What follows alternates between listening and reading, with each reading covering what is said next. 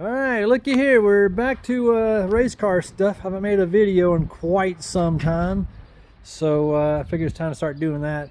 So we're getting the Pontiac ready to go racing in about 3 weeks up to Idaho for the Night Fire Nationals. And one thing we're going to do this year, look how clear it is. Oh, let me check that out. This is Evans Waterless Coolant Prep. This is the prep fluid. So what we're going to do this year is we're going to run some Evans coolant. Not for the reason you think, but I'll tell you what's going on. So for NHRA tracks, or I guess for most tracks in general, they don't like race cars to run antifreeze because antifreeze has glycol, which you'll see that somewhere there. It's somewhere in this camera frame. I can't see it because the sun's shining on it. But yeah, the problem with glycol antifreeze is, number one, it's really hard to clean up. That's the most important thing. It's horrible to clean up. If you ever spilled this on your garage floor and tried to wipe it up with a rag, it's almost impossible. Another reason is it gets really slippery. It's super slippery. So that's a no-no for drag racing, and I'm sure in circle track racing too. So we have to run just straight water.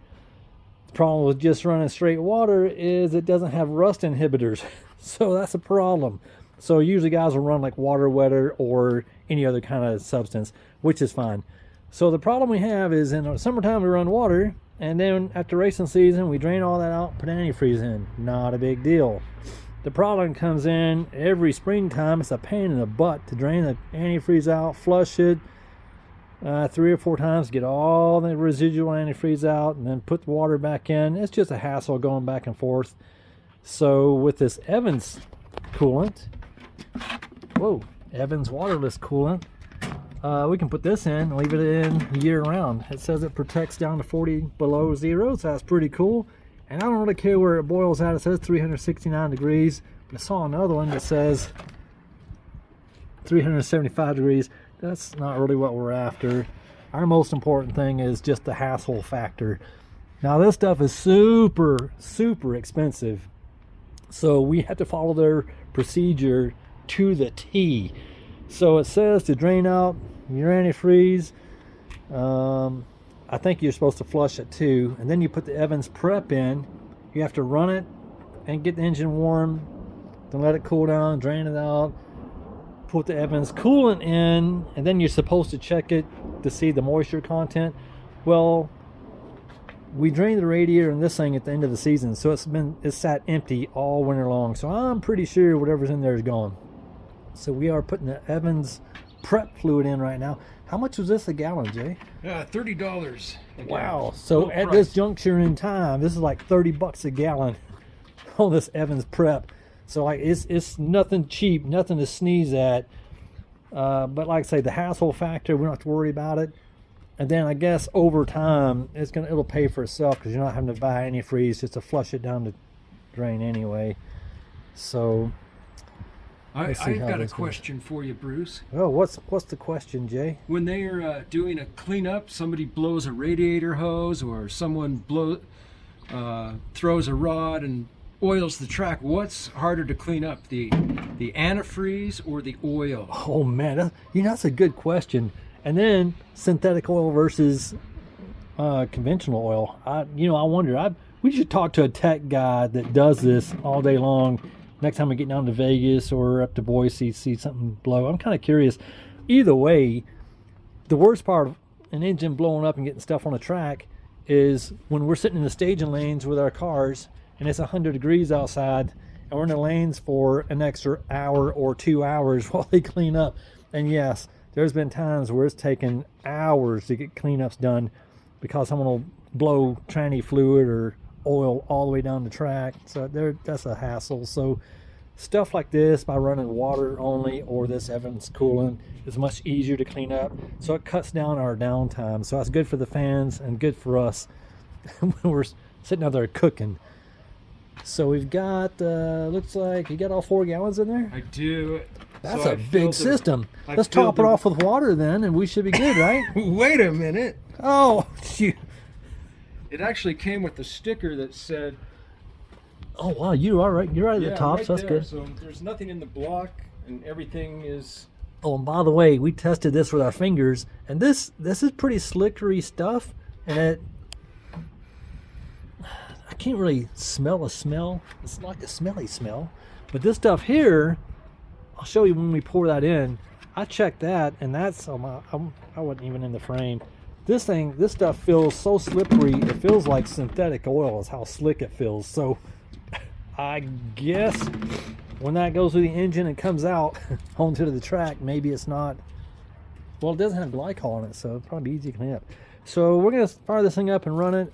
I'll turn the camera off because, you know, sitting here watching the car run for 10 or 15 minutes is kind of not cool. But we do need to hear it, so let's go ahead and fire it up, Jay.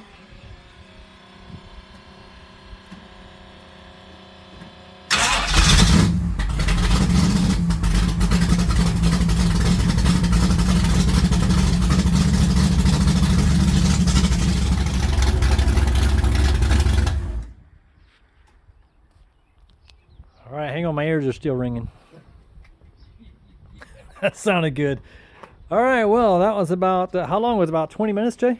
18. 18 minutes. Yeah, so we wanted to make sure, according to the instructions, it says to just run this to operating temperature and you're good. But we wanted to make sure we were double, triple good because, like I say, at $30 a gallon or however much I said that was, we're not going to screw around. So, yep, water pump is on. We're going to get the fan on, get this thing cooled down. We'll drain this stuff out. I'll try to save it into a container. So when it went in, this fluid was clear just like water. So I'm assuming it's going to look like crap when we drain it out of here because it's supposed to obviously get the moisture out, but it's supposed to get any residual antifreeze or whatever's in there. So it should look like scum when it comes out. So we're going to let this thing cool down for a little while and then we'll drain it. I'll get back at you. Hang tight. All right, we made it back to the GTO and the Evans Waterless Coolant episode. It's been like a month since we've been back because we've been busy doing other stuff. So today we're going to put the Evans Waterless Coolant in. This stuff is like $50 a gallon. So once again, why are we doing this? It's really just for convenience because we have a race car. We can't run water, or we can't run antifreeze on a racetrack. We have to run water. So that means every winter we got to drain the water out, put antifreeze in. Then in the springtime we got to drain the antifreeze out, flush it 14 times and put water back in. What a pain in the rear. So this stuff is expensive, but we can put it in one time, be done with it. This is safe for the racetrack. And it says it protects down to 40 below and it boils at 375. So I'm kind of curious if it'll test down to 40 below. Just so happens we have an antifreeze tester. Let's test this and see what it says really. Just because the bottle says that doesn't mean that's what happens. So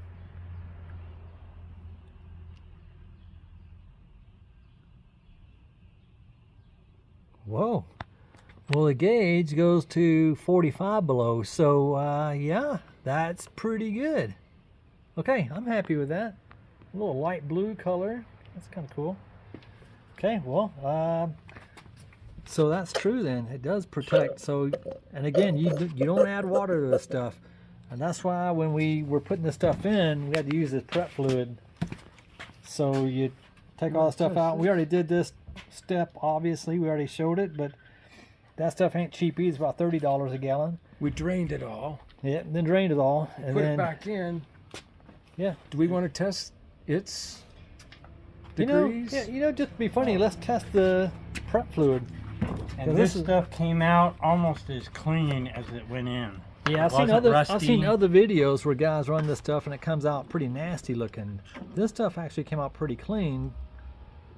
So I think we can probably reuse this.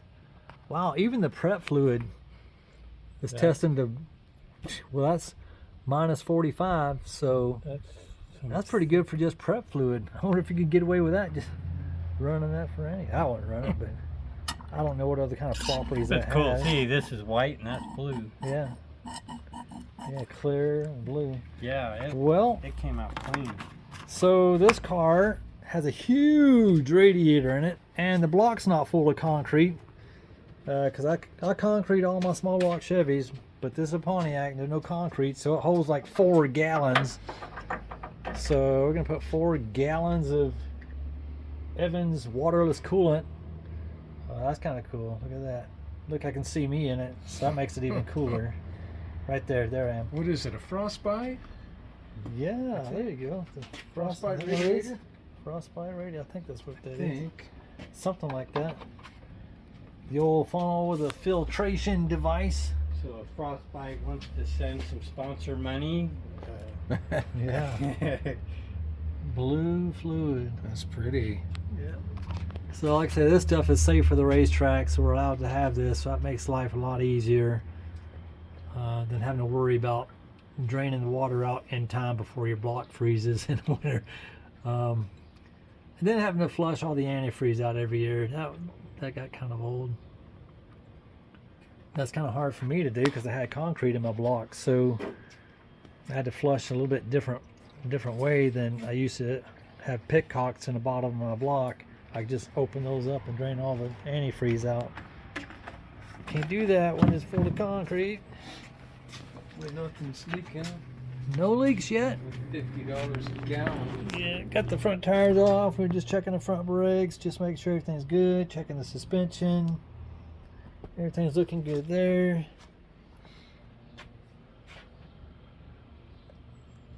So this car hasn't hit a racetrack yet this year. The season is just now getting started everywhere, so we'll probably have it out here soon. I don't know where we're going to go first. Any ideas yet? Or are you still thinking about it? I would love to go this weekend, but Things are happening this weekend, so I'm going to Idaho Firebird Raceway this weekend with someone else. I think Jay's tied up. They've been thinking about going to Fallon, Nevada, Top Gun Raceway. We got that. We got Firebird up in Boise, Idaho. You got Vegas down in Vegas.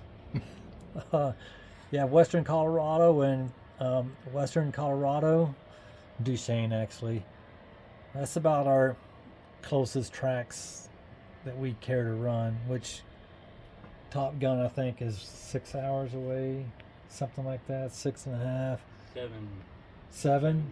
Yeah. Oh, and Boise and Vegas are both about 5.5-ish hours, maybe 6, depending on how fast you want to tow. 10 hours to Yellowstone. Or Yellowstone, yeah, 10, 12 hours. Because we lost our local racetrack, which really stinks. I'm jibber jabbering because we've got many gallons to go.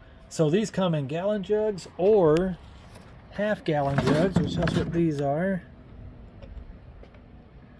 So you can get them either way. I lost my "Don't Add Water" sticker. Oh no, we lost the "Don't Add Water" sticker. I hope someone doesn't randomly come over to this car and take the radiator cap off and pour water in. That would suck. That would suck. Then it would only be good to like 30 degrees below. 35 zero. below. You know, never mind. I was going to say, it'd be cool to get one of these and dump half of it out and fill the rest with water and then test it. But that would be, let's see, $25, $30 down the drain. So, literally. So, yeah, I guess we can't do that. Did we go over what happened with me and my old radiator that's leaning against the wall over there? No, let me get a view of that over there. Look at this thing right here. See that right? Ta-da! Nice shiny radiator. No, what happened to you, Jay? Tell us the story. Well, I was heading to Vegas in February of 23 and had the car loaded up in my trailer overnight, and we had a nice big storm, and I had a half-gallon of antifreeze in there, and forgot to heat the trailer, my enclosed trailer, overnight, and it froze up overnight. And then I drove to Mesquite and saw an icicle hanging off the bottom of it when I. So it froze while you were Looked at in Vegas? I think it froze here, Okay. and then on the way to Mesquite, it may have thawed a little. But yeah, Yeah, when you see icicles hanging from the race car, that's not good. it was costly. Did Of it course, hurt? We Did- went through the motor, Yeah. and all it cost me was a $520 radiator. Oh. Well, that sucks, but that's good. It could have been worse. Oh man. But a good friend of mine loaned me his block so I could race the rest Yeah. of the season with his 482 Well, that's a good thing. Pontiac. Yeah, he's a good fella. I won't say his name because he might blush. Yeah. Good to have friends. Okay, you're getting down at 43. I wonder if we should start the electric water pump Yeah, reach to in flow there. it into the system. Yeah, probably. But this car doesn't have a thermostat. We're 99% sure this car doesn't have a thermostat. I don't think it does. And so yeah, we don't really need to start it to run this. But we are going to start it later. I can guarantee you that. Got to start the race car. Got one of them CSR water pumps. Movement in there.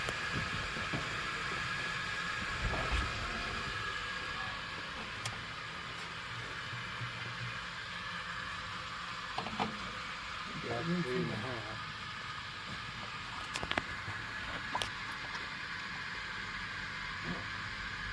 I just spilled about 26 cents. Oh man. Scoop it up. Daub it up with a sponge and reuse it. So that's probably one of the downfalls of this, is it's very expensive, but like I say, if you only got to do it one time, you buy once, cry once. That's just how it works. That's a race car for you.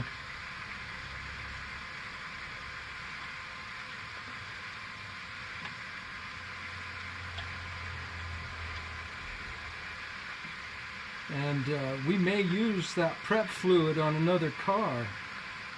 Yep, that prep fluid came out pretty clean, cleaner than what I've seen on other videos, so probably wouldn't hurt to put it in another car, try it out, clean it out.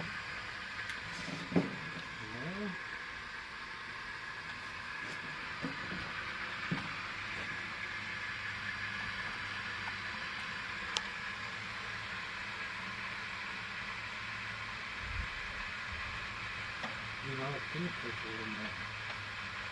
We got the front end lifted, so it's pushing the air pocket forward. Yep.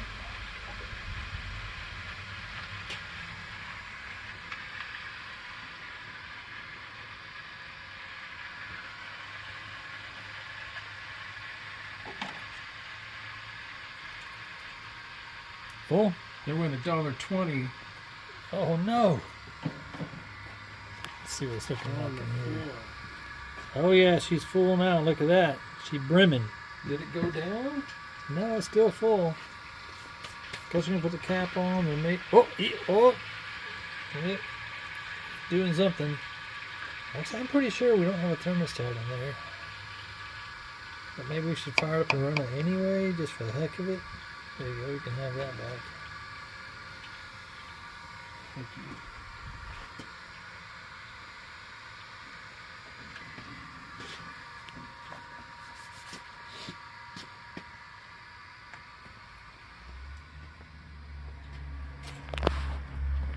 Might as well look at some more stuff here. We got the long studs on the front.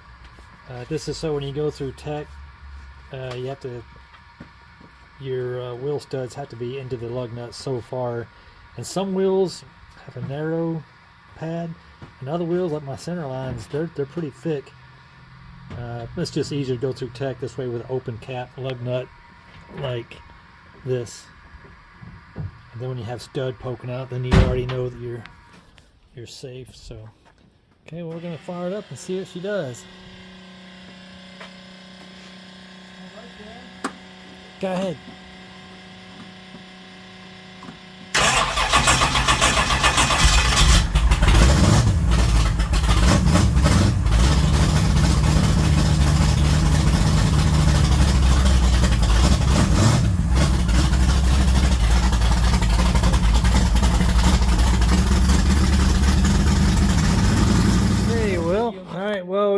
ran this thing, got it warmed up to temperature, shut it down. The system's full. So yeah, that's the Evans coolant procedure right there. You got to do the flush. So drain your system out. You can flush it with water, whatever you want to do. Let it sit and dry. Then put the Evans stuff in. They don't Prep. say all this. Evans Yeah, prep. Evans prep. They don't say all this on the instructions. They just say drain your system, put the prep fluid in, and run it. But since it's so expensive, I would drain out all the antifreeze you have. I'd flush it with water once or twice or 3 times or whatever. That's how I would do it. And then I let that dry. And then I put the prep fluid in. I'd run it, get it up to temperature. I'd drain that out. And I'd probably let it sit for a few days and let that dry. This is just if it was me doing it. And then I put the coolant in. But yeah, either way, it seems to be working. We'll know when we get it out to Vegas if we have any issues. Didn't used to have issues. I don't suspect any issues with this thing. So that should about wrap it up, I'm gonna guess. So yeah, when we come up with some more tests to do, then we'll video those and go with that. Let me know if y'all got questions on that or you want to see another test with that. Talk to you. Out.